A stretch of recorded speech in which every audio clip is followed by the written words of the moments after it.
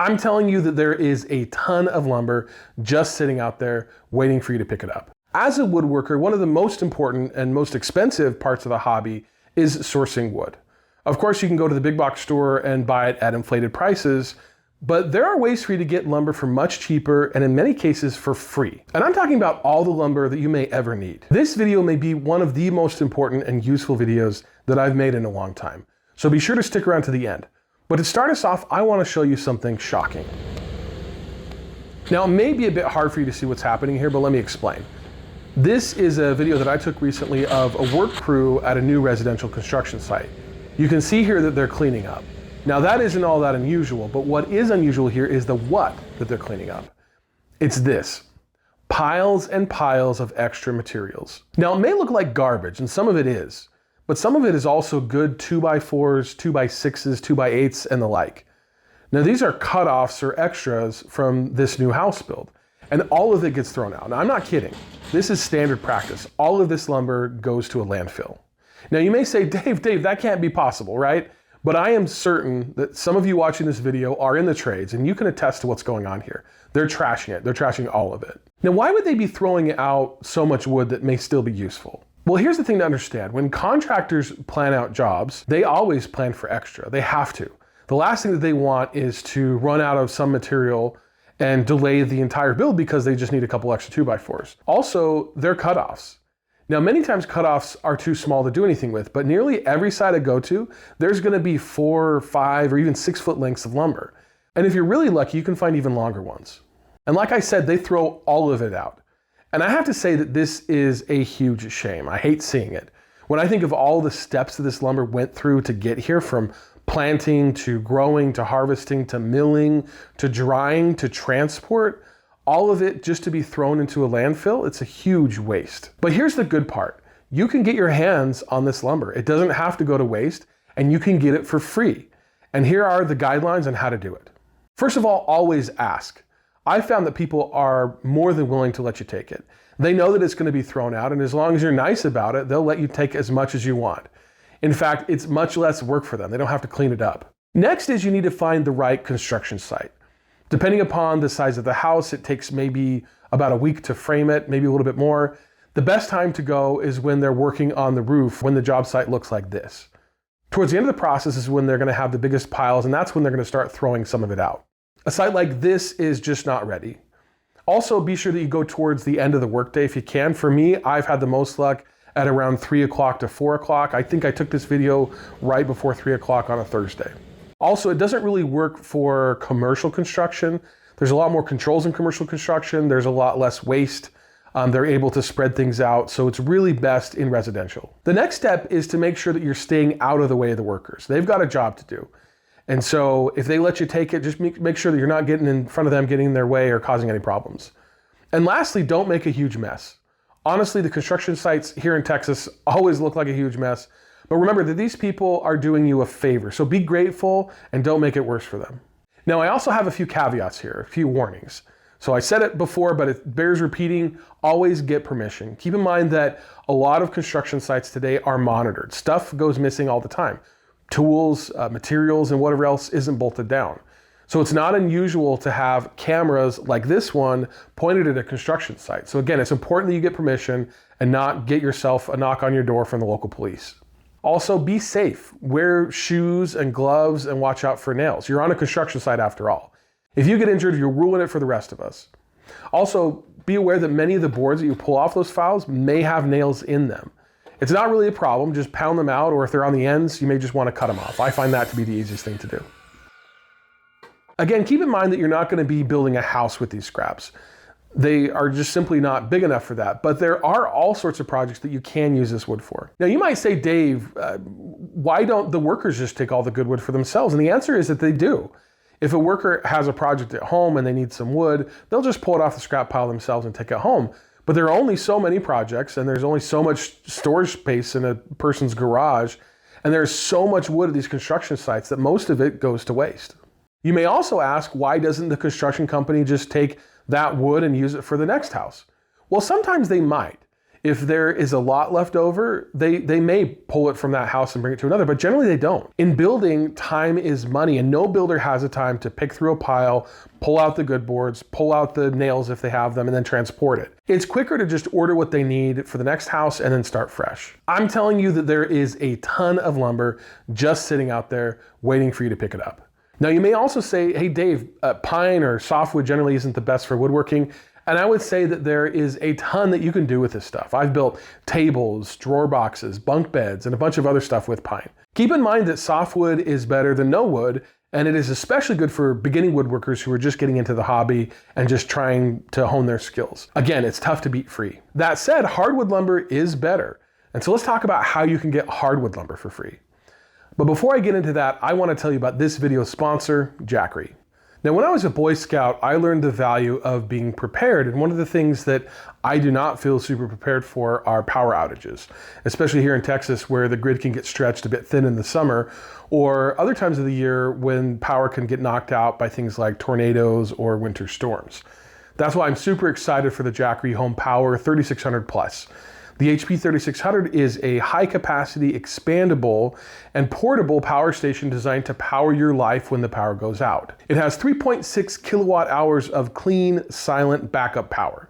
This thing can power a fridge for a family of 3 for up to 14 days. So you know that it can definitely power other things like lights, heaters, Wi-Fi, computers, and whatever else you may need in an emergency. And just check out all the ports it has. You've got 4 standard 120 volt AC outlets, 2 USB-C ports, and 2 regular USB ports, as well as an outlet for an RV or trailer. Now, it is a bit heavy, but one of the great things about it is that it's easy to move around. It's got this pop-up handle and wheels that make it really easy to get it where you need it to be. Probably the coolest thing, though, is that in addition to charging from a regular outlet or from a generator, it can also charge with Jackery solar panels. And it can take as little as 4 hours to reach a full charge with 1,000-watt solar panels. Now, I also wanted to test this thing out, so I plugged in a couple of my bigger tools just to see how they would perform with it. First, I did the miter saw, which honestly did great. And then I took it to the table saw. Now, the table saw draws a ton of power, but the HP 3600 was able to handle it just fine. Now, I love this thing, and while I'm not hoping for any power outages or natural disasters anytime soon, I know that if the power goes out, Jackery's got me covered. So visit the link in the description to learn more about the Jackery Prime Day sale, up to 65% off, or just Google search Jackery Prime Day for more information. And thanks to Jackery for sponsoring this video. Now let's get back to it. All right, so I've talked about how you can get softwood lumber for free, and a lot of it. But now let's talk about hardwoods. There are really 2 ways to get hardwood lumber for free, and the first are pallets.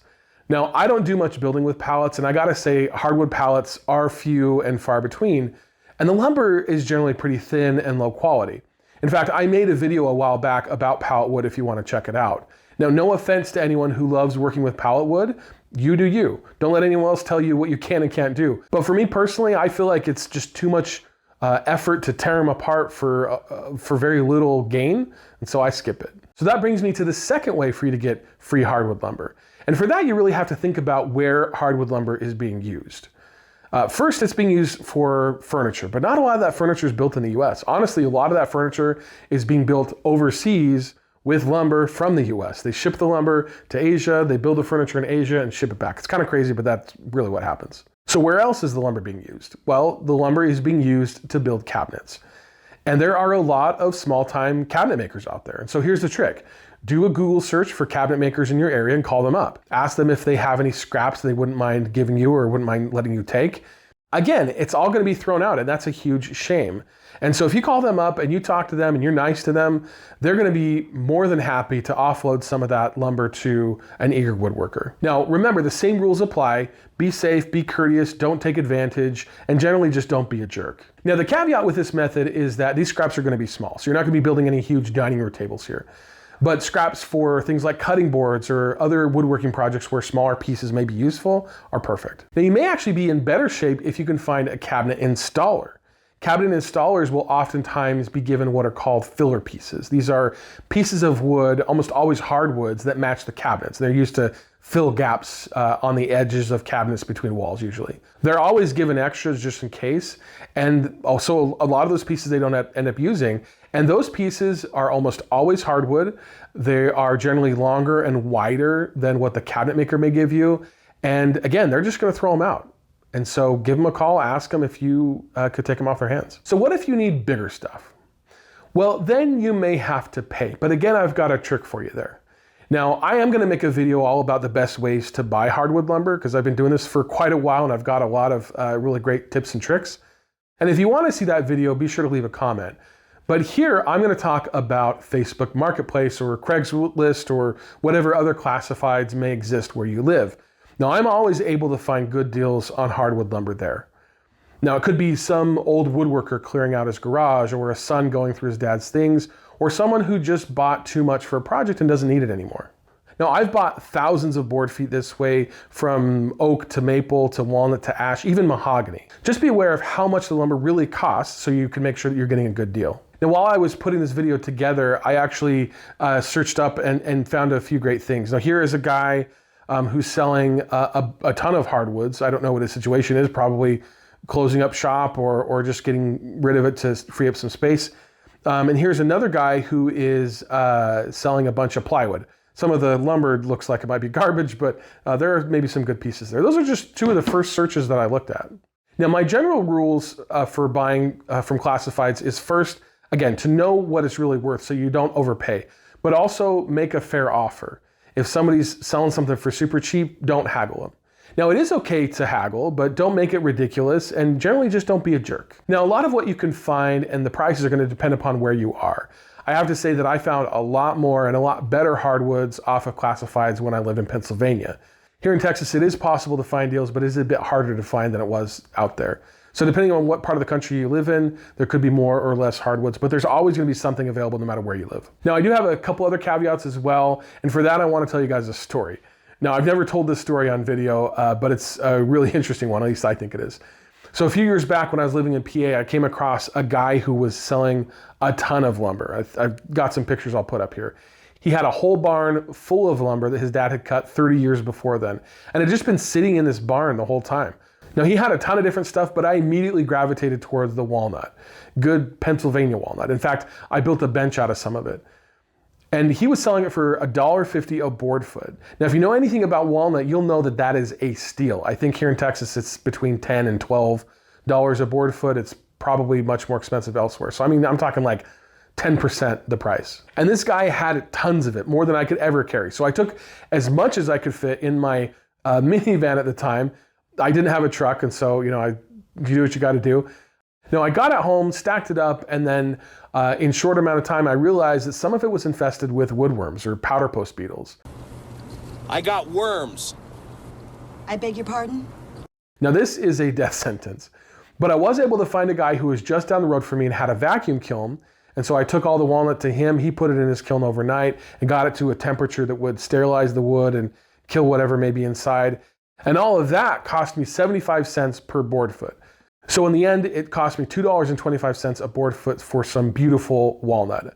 I mean, it's incredible. You really can't beat that. Now, I've got a couple other similar stories I'm not going to tell in this video, but the point of this story here is that you do have to be careful. You have to know what it is you're looking at. You have to be vigilant. You have to really pay attention to what you're doing. And if you do, you can find some amazing deals. All right, so that's the video. What did you think? Did you find it useful? If you did, be sure to share it. Also, if you have a comment about the best lumber deal you've ever found, leave it below. Let's check it out. I love to read those comments.